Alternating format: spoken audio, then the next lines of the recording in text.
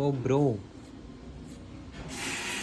Hey boys, this is the last vlog of 2023. సో ఈ వ్లాగ్లో అయితే మనము నా KTM RC 200 గురించి అయితే మాట్లాడుకుందాము.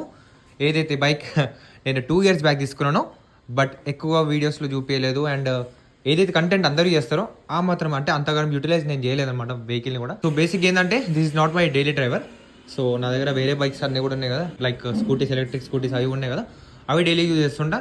ఇది చాలా రేర్గా యూజ్ చేస్తుంటా బైక్, అందుకే దీని ఓడ కూడా చాలా తక్కువ ఉంది. సో 2 years బ్యాక్ నేను తీసుకున్నప్పుడు దీని ఓడ వచ్చేసి 12,000 ఉండే. అండ్ ఇప్పుడు ఈ కీసే తీయడం మర్చిపోయినా అసలు ఇక ఈ మధ్య.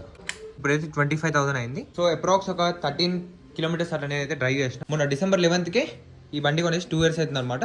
సో నేను 2021 December 12th రోజు వెహికల్ అయితే తీసుకున్న సెకండ్ హ్యాండ్లో. అట్లీస్ట్ 2024లో అయినా మంచిగా యూజ్ చేయాలి. అండ్